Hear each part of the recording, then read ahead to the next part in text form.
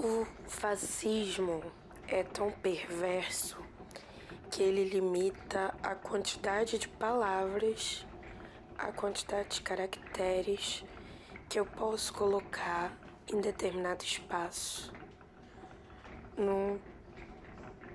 naquela linha, naquele quadrado ali que ele selecionou para que eu utilize. E aí eu não posso colocar caixas de texto em nenhum outro lugar. Eu tô impedida, limitada a um espaço próprio, delineado, designado para que eu escreva. E essa é a primeira limitação. A segunda limitação seria moral, ética, porque eu não posso escrever mentiras, eu preciso que as palavras façam sentido, que entendam o que eu digo, o que eu falo, o que eu escrevo. E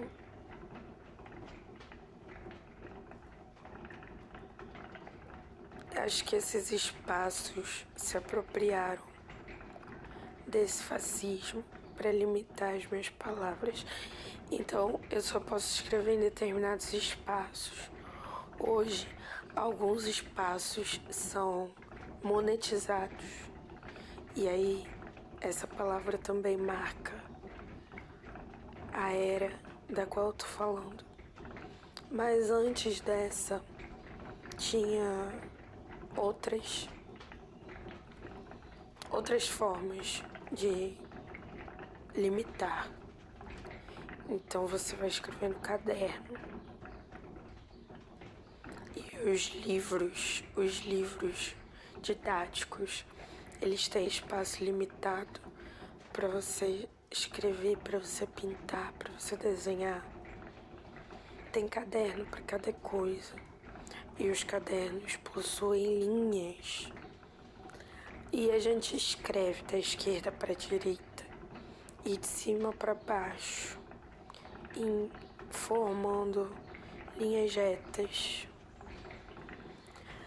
Mas se eu pudesse experimentar uma escrita que não fosse assim fascista, uma escrita que fosse mais permissiva, uma escrita que dialoga com os pensamentos que eu tenho, que não são retilíneos, eles são curvos, eles são redondos, que nem a letra A. E me encanta a forma como as letras se formaram. Porque quando a gente olha para a letra maiúscula e para a letra minúscula e para a letra de forma, todas elas têm ali uma unidade. Para além do sentido, o sentido é o mais óbvio, mas eu digo no formato. O formato delas conversa. E eu uso bastante tempo tentando investigar esses formatos. Então, eu quero pensar a letra. Quero pensar a letra e pensar o espaço. Pensar a página em branco, mas não aquela página de papel, a página que é o mundo. Eu posso escrever em qualquer lugar, é a minha marca. E o que eu digo é um detalhe opcional. A parte do registro, né, ela é secundária. O primeiro é a marca, tá ali a marca. Escrever é destruir, né? É você transformar. Você deixa aquela primeira coisa vazia e então você preenche com camadas e camadas de linhas, curvas, letras, palavras, sentenças. E aquelas coisas todas vão fazendo sentido ou não, porque elas também não vieram para cá para fazer sentido. Elas dizem algo, são símbolos, signos. Mas essa é a palavra. Essa é a palavra. E a forma como a gente escreve, como a gente usa a nossa mão. E a gente segura o lápis. E o lápis, né? A caneta. Por que a gente escreve com esses? É muito diferente escrever num teclado. Mas tem tantos materiais, né? Tem gente que escreve com tinta. Me intriga muito escrever com coisas mais duras, coisas pesadas.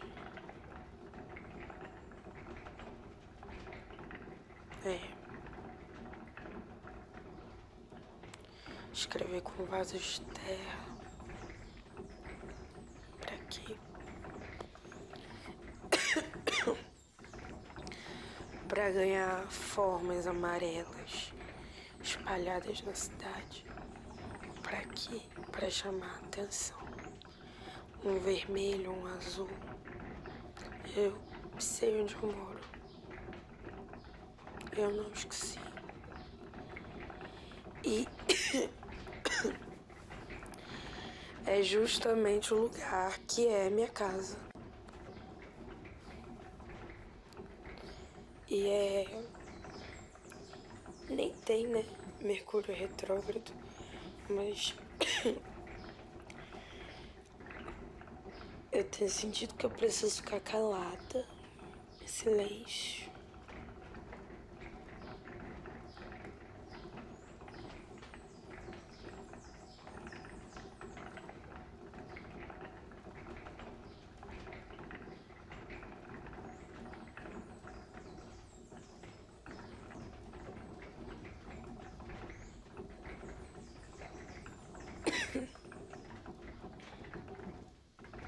E eu ainda insisto em falar.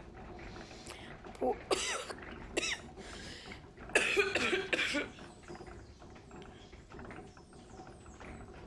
Essa tosse fascista, ela me impede.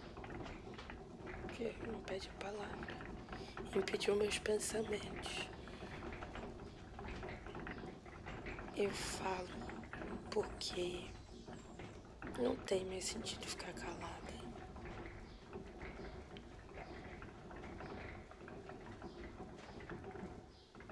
Para além do sentido. Não tem que ter sentido, nada. A vida não é justificável. E eu já escrevi isso. Acho que a caneta. Acho que a lápis. Eu escrevo muito a lápis. Eu sinto falta, assim, de deitar na cama. E aí é até difícil falar. Mas deitar na cama. E aí eu deito a minha cabeça num peito magro, desnudo e branco. E eu boto a mão ali naquele colo. E eu sinto um cheiro. E eu sinto toda aquela superfície daquela pele gelada. Não é gelada. É como uma casa. Ali eu posso falar qualquer coisa. Tô acolhida, absolutamente acolhida. Eu confio nesse lugar. Mas há muito tempo que não. eu deixei de confiar. Porque quando eu levantei um dia, depois de um sonho muito ruim, eu tenho tanta memória. Não vai ser essa que eu vou falar.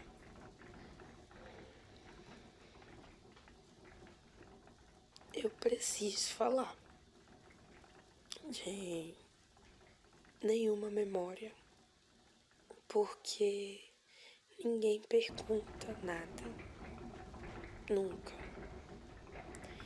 Então, se eu escolho palavras aleatórias que não vão dizer algo que faça sentido, e eu insisto em usar essa palavra, é porque talvez exista em mim ainda e na minha história e toda a minha trajetória algum desejo. Eu desejo um sujeito. Ele não pode ser uma passagem. Então eu vou falar de outra coisa. Eu vou falar de como as coisas mudaram pra mim, na minha vida. E isso eu não preciso falar. Porque é questão de escolha, é questão de presença. E ao longo dos últimos meses foi também uma questão de direito à loucura, de permitir a mim mesma que todos os meus delírios controlassem a minha vida. E desde então ter sido tão feliz, eu esbarrei numa felicidade estranha aqui dentro de casa, caída no chão, expressa. E aí eu insisto em voltar pra cá, porque é ainda o lugar que eu quero escrever. É ainda o lugar onde eu sinto que é a minha casa e é onde eu moro. É toda essa paisagem verde, um sentimento estranho, porque essa paixão parece que ela veio colada. Quando eu me apaixonei pelo lugar onde eu morava, eu descobri um homem.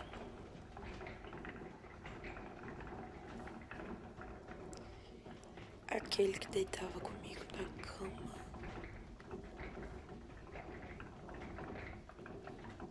E ele não deita mais, eu fico toda arrepiada.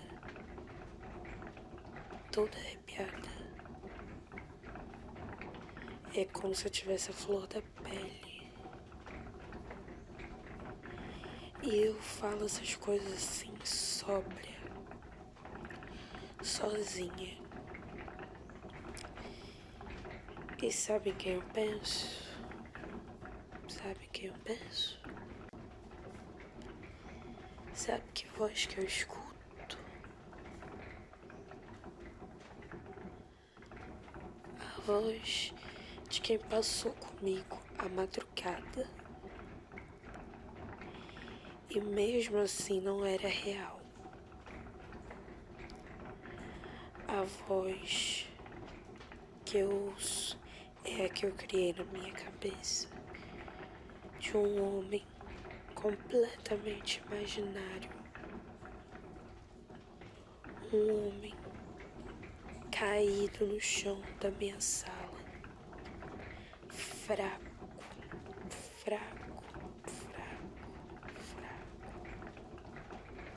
jogado no Rio Potas. o rio que cruza a cidade.